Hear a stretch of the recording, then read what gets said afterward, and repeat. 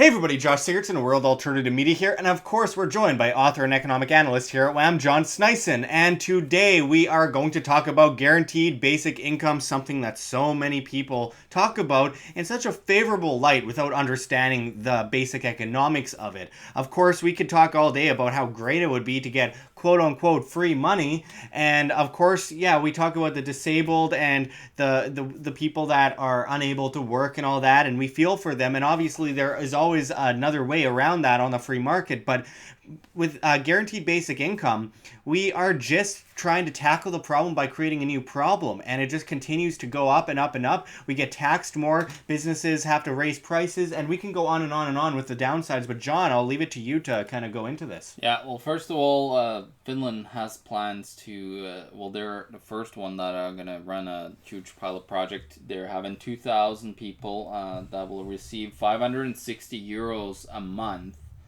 for over 2 years.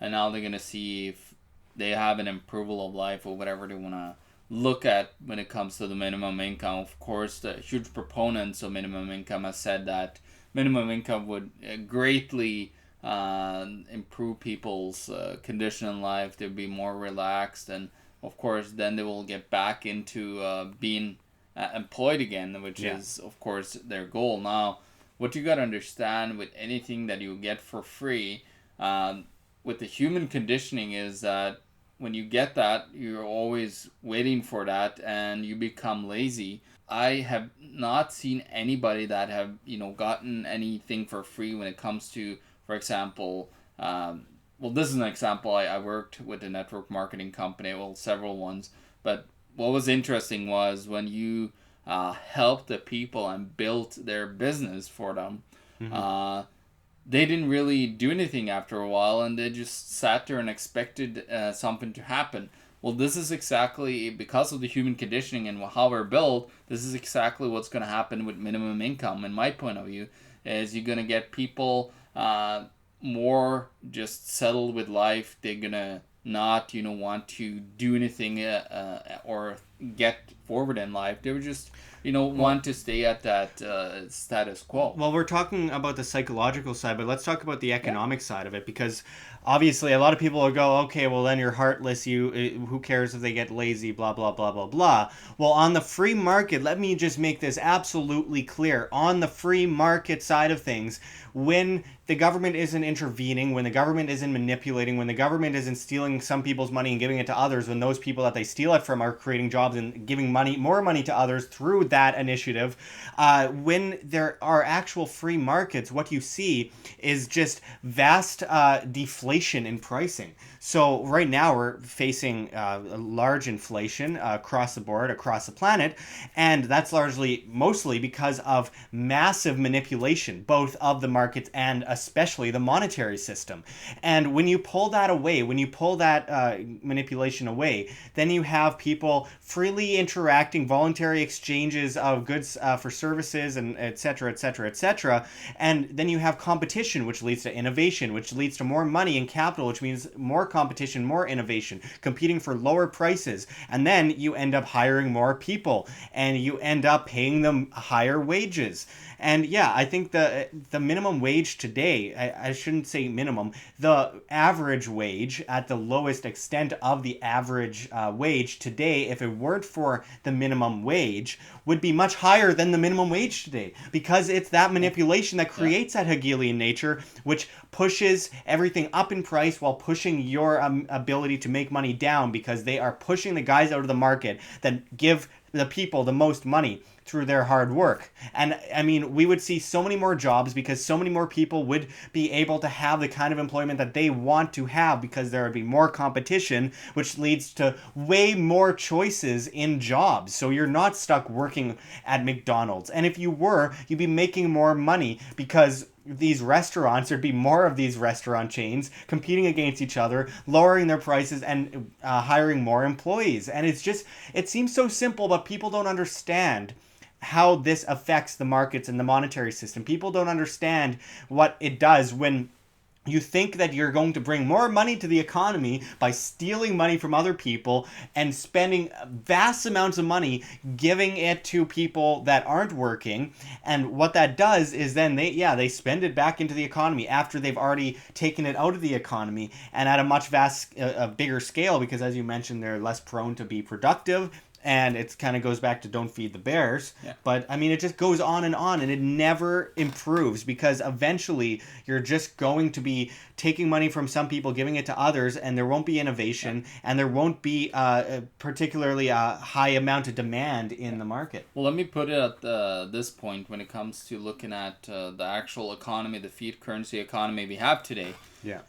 What I will see here is that, of course, what this will do is it will take away from, and I believe have a lot of people that were productive because of what's happening with the deflation, the inflation of the currency. More and more people are going to land in that minimum income around, receive that minimum income, and then they're going to be stuck doing nothing. And then the productive economy, the economy that has to pay for it, has to increase taxes more and more and more and more and more, and you get more and more people sitting over here on this side getting more and more minimum income to survive because inflation is constantly going up. It's a vicious cycle that's going to completely destroy the system, and of course, believing that the government is supposed to take care of us, that's the huge failure right there. That's the biggest flaw with minimum income, is that I would say if you want to apply minimum income, create your own society where you try to implement it, or in your own city if everybody agrees to it, go right ahead. But the problem is if the greater number of people has to support this project, what's going to happen is the taxes are going to go up on those people that already has too little money in the middle class and the lower middle class that are, the hard working classes.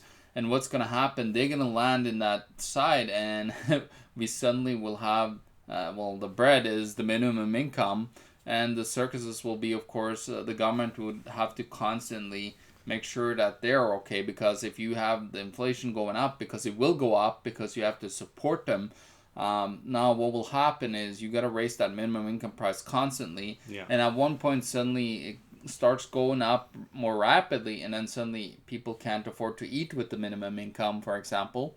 And then what's going to happen is, taxes will go maybe up to 90, 100%. Well, yeah, the one for you, 19 communism. for me. And I think it's so important to mention the impact that it would have if you imagine everyone in the world, or everyone, let's just say Canada for now. Everyone in Canada got $20,000 each. And they're like, well, now we'll put more money into the economy because everyone just got $20,000.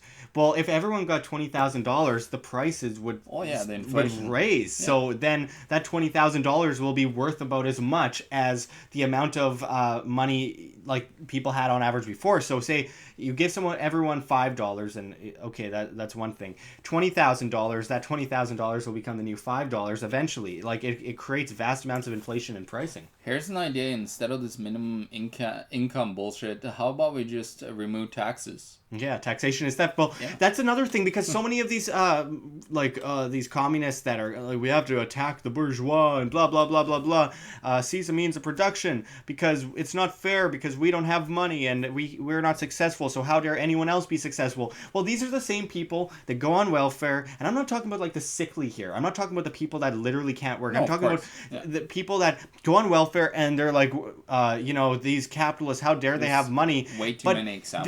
They're literally living off of it. That's like biting the hand that feeds you. That's like, for example, that's like attacking your parents for having money to feed you. It's ridiculous. And these people that hate capitalists so much, who live off of capitalism, is just, it's so insane. The difference is that capitalists actually work hard and employ people and give them a life so that they can afford food and for their family. And then the difference is these guys that are on welfare that literally just don't want to work and want to leech off the system, they are the ones that are literally using force against other people. They're the ones that are, I suppose you could say, violently attacking those that actually work hard. So the workers voluntarily work for that business. If it was a free market, there'd be a lot more choice, by the way, so you wouldn't feel so enslaved. And then the people that are on welfare, the communists that refuse to work, are the ones that are actually hurting other people. They're the ones that are actually, should be looked upon the same way that they look upon capitalists. So I just find it so unfair that one's voluntary, one's involuntary, theft, taxation, extortion. Yeah. And then they just view it in that light, like capitalists are so bad. Capitalists are so terrible. It's just ridiculous. Yeah, I think the problem here is that people look at government as the solution to everything. The government was just there to do a couple minor things before, but then of course over time, what the government is doing is they have more and more jobs, more and more people working for them, so they need to take more and more care of you, or else those people that they implement and give jobs to, now they will lose their jobs if we remove taxation, because the government's only income is taxation. And on top of that, the problem is it's not only the taxation that's income for the government, they go into debt currently as well, into deficit. So they have then suddenly with, of course, crashing middle class, the middle class is getting crushed not by, well, of course, by taxation by the government, but number two is, of course, inflation. Because the hidden tax, of course. Yeah, they have families to feed, and they work really hard. But the problem is that the government sits there and believes that they have to do everything here. I think, and you said it too, the minimum income, there's the solution to it. It's get out there and get a job for those people that are wanting it. And then, of course, for the people that are poor and disabled, my wife takes care of disabled people. Well, there's charities for that. Well, yeah, that's what I wanted to get to, the voluntary side of things, because it sounds really heartless when we just say, If you took away taxation, think about all that money that will flow into these charities, like my wife's, because she doesn't need the money from the government in the first place that she has to pay taxes on. Yeah. How about just she getting that from people that care about people with mental disabilities? Well, absolutely. Well, that's where it kind of comes in, where I did a report not that long ago about what a anarchist society, or an anarchist economy, a voluntarist economy, I should say, looks like 50 years down the line. And basically, it's really simple. Everyone has more money because the demand isn't overtaken by the government and just manipulated into oblivion. People would have competing currencies. And another big part of that is that people who are poor wouldn't have to pay for that level of inflation where they can't even afford food. People who aren't working, well, yeah, if you don't take care of yourself, bad things will happen. But those that are unable to work, more people will have more money. It'll cost less for your treatments. Your medical care costs would cost much less because of the competition driving the prices down. And then at the same time, people would be able to put into pools, community pools, and help out and be voluntary in it. And it would cost less money to take care of you. And there'd be more abundance of cash, so more people would be prone to give because they'd have extra money. It's very simple. Yeah, and then of course you have the removal of these massive cartels like the oil cartel, the agricultural cartel, the pharmaceutical cartel. The biggest one of all, the central bank cartel. Yeah, the central banking cartel. And as you remove these cartels, people are also getting more information out there, and they understand better that they can't eat that crappy food that they're getting for nothing at Walmart and so on. And then suddenly they become healthier. They feel better, and oh wow, the health cost of people maintaining their costs will go drastically The government monopolization would be cut out of the picture drastically. I mean, the only real monopolies that exist in that kind of society are those that are given monopolies by the demand of the public, the popular demand, where people love that product and they vote for it with their dollar. That's a real democracy, not voting in some guy to coerce collectively the other people that you disagree with. One way or another, you should never agree to have that kind of moral viewpoint of coercing free individuals, or so-called free individuals, people that are born free, into servitude to your ideology. And that's the thing about voluntarism. You have your conservative society over here, you have your socialist society over here, your communist one over here, your, progressive, liberal, blah, blah, blah, blah, blah. You have your society, the one that you want. You're able to opt in and out. It goes under the private contract, and no one coerces anyone collectively. You can have your collectives by voluntary choice, but not enforce other people into that collective. And it's very important. And that's what I think so much of this comes down to, because I've actually convinced communists before in the past, based on the basic income argument, that voluntarism is the way to a prosperous society of free individuals who aren't being coerced collectively into servitude. The whole two wolves and a sheep deciding what to have for dinner democracy. Instead, you have the democracy of things that you vote for as individuals with your dollar. And that's what's so great, because then people have to work things into a popular perception. They have to make sure that the products that they put out on the market fit your needs, and they're things that people actually want. Yeah. What it is, it's I'm very frustrated with this whole equality thing that we're talking about. Everybody has to be completely equal to each other, especially with communist societies. And what I want to do in my life, I don't want to be equal to everybody else. What a boring life. Well, if you can step up on a really high level where I want to be, then okay, let's be equal then. But we all gotta have to want to reach that level. But the problem is, in human society, is we always have people that will not want to do that. Yeah. It's just human nature. Equality and liberty only. It's like, can you imagine if you were in school, in elementary school or high school or whatever, and you worked so hard on your test, and you got you got every question right, and then the guy that didn't study at all, that didn't do anything, just didn't even do most of the test, got like one question out of 100 right, that he got the same score as you, even though you worked all that time on it and you worked so hard and struggled to get it right. The guy that did nothing got the same score as you. And it's the same thing in the markets. Do you think that you should be able to you should do all this work your ass off day in and day out to create a product that people want, but then the guy who did nothing at all should have the equal success to you, that he should, you should be pulling in money for this incredible innovation, but he didn't do anything to innovate, and he gets the same amount because, well, he said so, because all humanity has to be equal only by liberty, by personal responsibility. No one should be trampled on by any collective because of their race, gender, ethnicity, religion, whatever.